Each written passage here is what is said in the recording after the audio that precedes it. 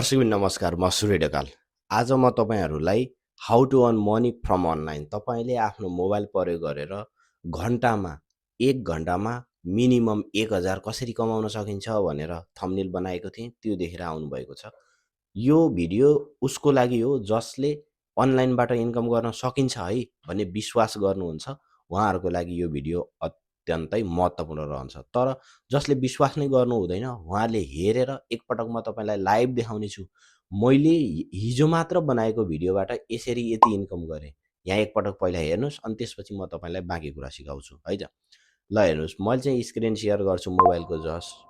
त्यस पछाडि मेरो युट्युबको चाहिँ भिडियो मैले हिजो मात्र अपलोड गरेको, जम्मा 400 भ्युज आएको छ। यो भ्युज देखाउँछु। यो भ्युजबाट भएको कति भयो त इन्कम, त्यो इन्कम हेर्नुहोला। $7 समथिङ भनेको नेपाली अहिले 1050 हो। तपाईँको सामान्य 1 घन्टा जति काम गरेर ₹1000 चाहिँ इन्कम भयो होइन। यसरी तपाईँले दिनमा 2टा कन्टेन्ट हाल्नुभयो भने दिनमा एउटै गर्नुहोस्, 30 दिनमा 30,000 त मिनिमम कमाउनु भयो तपाईँले। अब जम्मा 400 मात्र भ्युज आउँछ भन्ने हुँदैन, कुनैमा 1000 आउला, कुनैमा 10,000 पनि आउन सक्छ होइन। जति धेरै भ्युज आयो, जति राम्रो मान्छेहरूले हेर्दै जान्छन्, त्यति धेरै इन्कम हुन्छ। त्यसकारण म आज तपाईँहरूलाई चाहिँ कसरी युट्युब च्यानल मोनिटाइज गर्ने र इन्कम गर्ने भन्ने कुरा सिकाउँछु। यति बेला तपाईँहरूलाई एकदमै राम्रो कुरा पनि छ, किनभने तपाईँले यदि अहिले नै युट्युब सुरु गरेर तपाईँले 2027 नलाग्दै मोनिटाइज गर्न चाहनुभयो भने युट्युबको पोलिसी अनुसार 2027बाट चाहिँ 1000 सब्सक्राइबर र 8000 घन्टा वाच टाइम भनेको लगभग 5 लाख भ्यू चाहिन्छ भनेको छ 1 वर्षभित्र।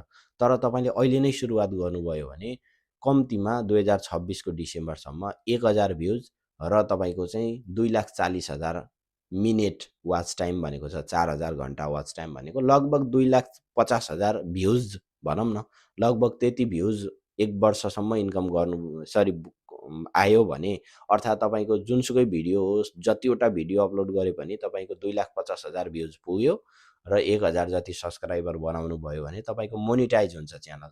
त्यो मोनिटाइज गरेपछि तपाईँले जिन्दगीभर अहिले काम गरे पनि, पछि गरे पनि, जहिले काम गरे पनि तपाईँले इन्कम गरेको $100 जति जम्मा गर्नुभयो भने ब्याङ्कमा तपाईँले सिधै तपाईँको जुन ब्याङ्कमा निकाल्न चाहनुहुन्छ त्यही ब्याङ्कमा पठाइदिन्छ युट्युबले। यति सजिलो र एकदमै भरपर्दो माध्यम भनेको युट्युब च्यानल हो।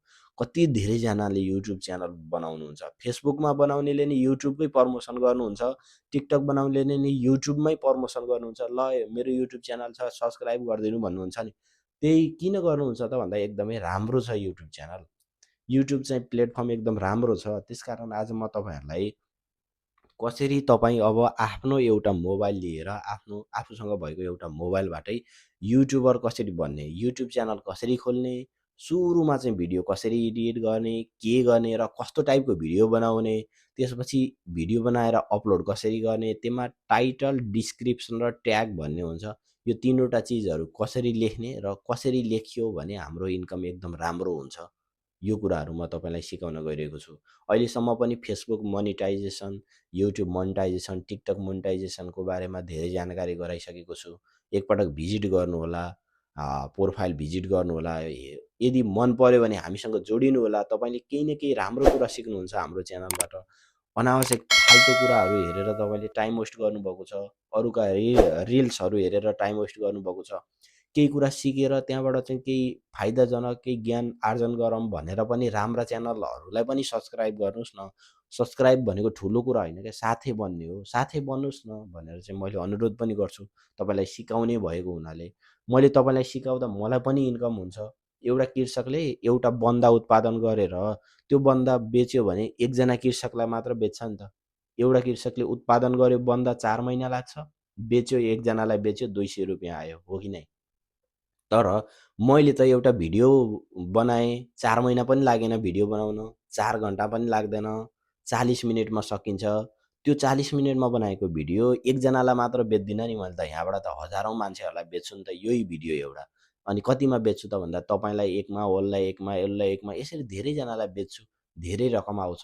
त्यसकारण अब त हामी त अपग्रेड भएर केही सिक्नुपर्छ र अनलाइनबाट इन्कम गर्नुपर्छ भनेर चाहिँ मैले तपाईँलाई जानकारी गराउन खोजेको हो। कसले सिरियस भएर हेर्दै हुनुहुन्छ, कसकसले चाहिँ अब के हो यो जेपातै भनेर हेर्नुभएको होला कतिजनाले। तर रियल लाइफमा मेरै उसमा हेर्ने हो भने पनि मैले हिजो केही नजान्दा मसँग एउटा मोबाइल मात्र थियो 4-5 वर्ष पहिला, त्यहाँबाट सुरुवात गरेर आज मसँग लगभग 4 लाख सब्सक्राइबर हुनुभएको छ। यति धेरै मान्छेहरूले साथ दिनुभएको छ। सबैजनालाई चाहिँ पक्कै पनि हेल्प गरेरै साथ दिनुभएको हो 4 लाख सब्सक्राइबर हुँदा। त्यसपछि हेर्नुहोस् 400 भ्युजमा यति धेरै 1000 इन्कम हुन्छ। मेरो अहिले करिब कति 22 करोड समथिङ भ्युज भइसकेको छ, होइन? यस्तो तरिकाले इन्कम राम्रो गर्न सकिन्छ। तपाईँले पनि सुरुवात गर्नुहोस्। मैले पनि गरिराखेको छु भनेर चाहिँ तपाईँलाई सिकाउन खोजिरहेको छु। तपाईँले अन्तिमसम्म हेर्नुभयो कि हेर्नु भएन, होइन?